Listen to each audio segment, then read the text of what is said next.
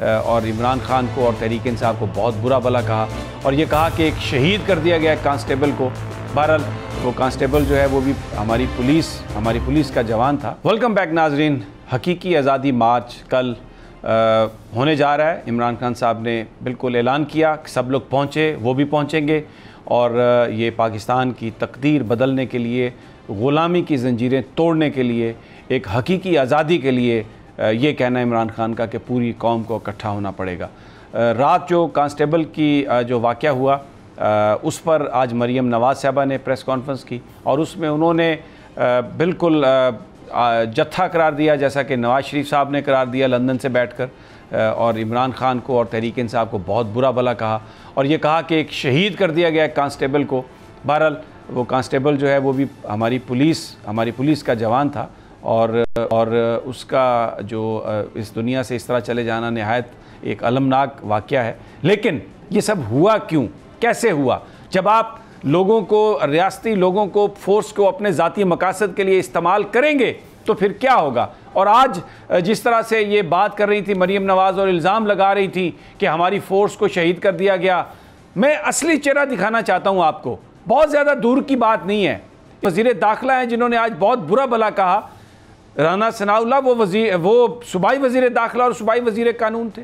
शहबाज शरीफ जो इस वक्त वज़ीर आज़म हैं, पंजाब के वज़ीर आला थे।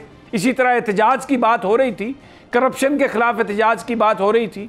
तो जिस तरीके से लाहौर में, मॉडल टाउन में जो कुछ हुआ, मैं आपको वो दिखाना चाहता हूँ, आपको अंदाज़ा हो कि इसी तरह की ये बातें कर रहे थे और फिर इन्होंने इल्ज़ामात भी उन पर लगाए और गोलियां भी उनको मारी और ये आज फिर दोबारा हुक्मरान है। लोग यही सवाल इमरान खान चीख कर रहा है कि जिन्होंने माल बनाया, जो कातिल हैं, वो किस तरह आज हुक्मरान बन गए, किसने इनको हुक्मरान बनाया? जब ये सवाल करते हैं तो बहुत खफगी का सामना करना पड़ता है। लेकिन हम ये सवाल उठाते रहेंगे, हम ये सवाल करते रहेंगे। आइए मैं आपको वो दिखाता हूँ, आपकी मेमोरीज को रिफ्रेश करता हूँ जो मॉडल टाउन में हमने देखा, वो जुल्म किस तरह किया गया था। ये देखा आपने, ये वो वाक़यात हैं जो इन्हीं लोगों ने किए, जो आज बैठकर फिर जत्था करार दे रहे हैं पाकिस्तानी कौम की आवाज़ को।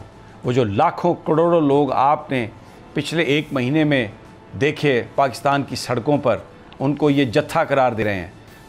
नवाज़ शरीफ जो एक भगौड़ा है, जो पाकिस्तान में आने की हिम्मत नहीं कर सकता, वो वहाँ से बैठकर ये कह रहा है कि इनका कला कमा कर दें। यही ज़बान जो थी आज राना सनाउल्लाह की थी, कला कमा कर दें, और यही ज़बान मरीम नवाज़ की थी। ये वही लोग हैं जिन्होंने ये सब कुछ किया मॉडल टाउन में। मैंने पहले कहा था कि अफसोस सिर्फ कमर ज़मान कायरा को देख के हो रहा था, पाकिस्तान पीपल्स पार्टी की ये तारीख़ नहीं थी। लेकिन जरदारी साहब ने सारे वो काम कर दिए जो ज़ियाउल हक नहीं कर सका था। जिस पार्टी को ज़ियाउल हक ख़त्म नहीं कर सका था, उसको जरदारी साहब ने ख़त्म किया और आज उन मॉडल टाउन के कातलों के साथ मिलकर हुकूमत कर रहे हैं और आज बैठकर फिर वही सब कुछ कर रहे हैं जो माजी में होता रहा पाकिस्तान की आवाम के ख़िलाफ़, पाकिस्तान के लोगों की आवाज़ों को दबाने के लिए जो कुछ होता रहा। मैं चलूँगा, कराची में हमारे साथ हैं राव अफनान। राव साहब अस्सलाम वालेकुम, मेरी आवाज़ सुन रहे हैं आप? अच्छा, उनकी लाइन ड्रॉप हो गई है तो मैं चलता हूँ लाहौर जाबिर वक्कास की तरफ। जाबिर, आप मुझे सुन पा रहे हैं? जी सर, मैं सुन रहा हूँ आपको। जी जाबिर, मुझे बताइए कि लाहौर में ये खबरें हैं कि बिल्कुल जो सारे एग्ज़िट पॉइंट हैं बंद कर दिए गए हैं और ये दावा कर रही है पंजाब की हुकूमत कि लाहौर से कोई बंदा नहीं शिरकत कर सकेगा आज़ादी मार्च में और इस्लामाबाद नहीं पहुँचने दिया जाएगा। क्या सूरत हाल है वहाँ पर, पकड़ धकड़ की, सड़कों को बंद करने की? और इस वक्त जो सूरत हाल है, बताया जा रहा है कि कोई भी महफूज नहीं है जिसका ताल्लुक पीटीआई से है। जी बिल्कुल ऐसा ही है समी साहब के 170 से ऊपर जो कारकुनान हैं जो जरा ज्यादा सरगर्म थे या जिनको इंतजामी जिम्मेदारियां दी गई थी, उनके घरों पर छापे भी मारे गए और उनको पकड़ा भी किया।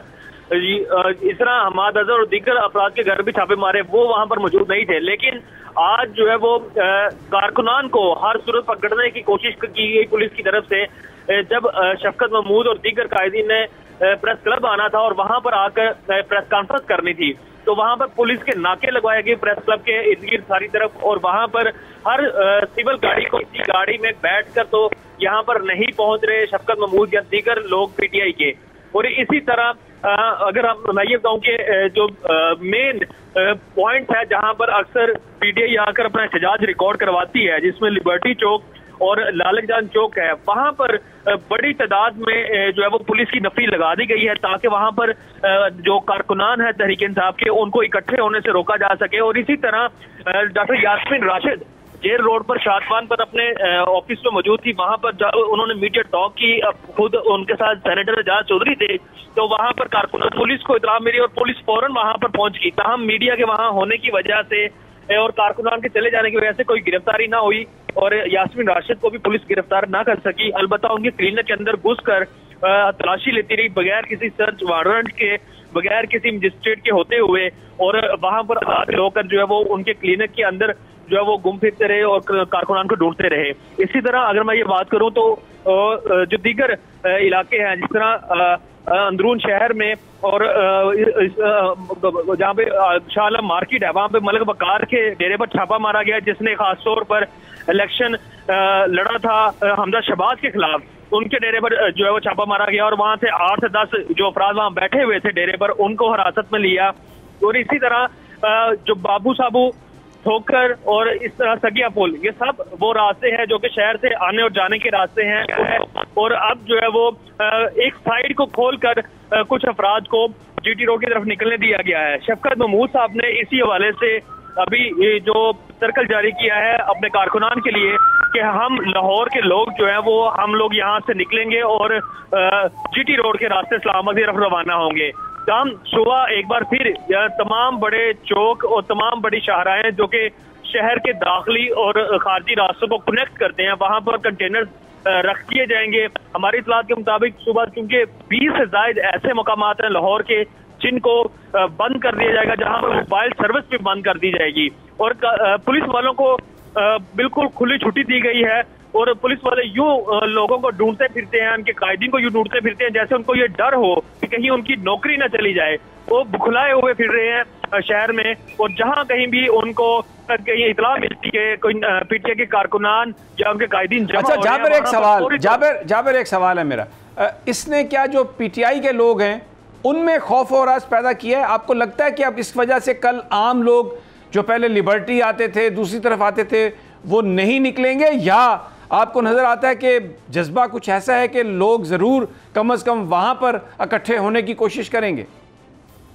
देखिए, जो माजी की जो हमने चीजें देखी, जितना मर्जी ये दबाव हो, पीटीआई के लोग निकल आते हैं, उनकी फैमिली तक निकल आती हैं, खवातीन बच्चे निकल आते हैं। और ये एक्सपेक्टेड है कि कल अगर उनको शहर से बाहर ना निकलने दिया गया तो लिबर्टी चौक, लालक चौक और दीगर जगहों पर इकट्ठे हो सकते हैं, वहां पर एहतजाज कर सकते हैं। और अभी तक जो उनको चूंकि इतला जब मिलना शुरू हुई कि पुलिस की रेड शुरू हो गई है, तो ज्यादातर पीटीआई के जो अरकान थे वो अपनी कायदीन के हुक्म के ऊपर अंडरग्राउंड हो गए ताकि गिरफ्तारी से बचा जा सके। लेकिन जो लोग गिरफ्तार हुए हैं उनके भी और या उनके घर वालों के भी जो तासुरात हैं वो इस तरह के हैं कि वो इस चीज से बिल्कुल परेशान दिखाई नहीं देते।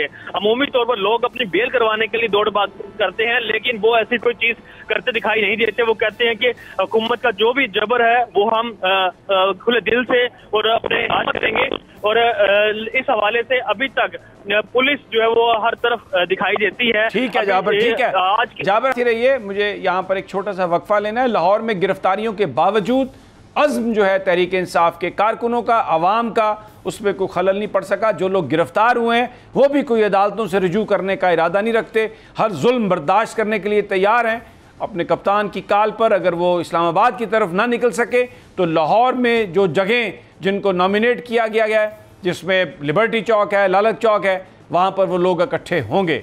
छोटा सा एक वक्फा और गुफ्तगू जारी रहेगी।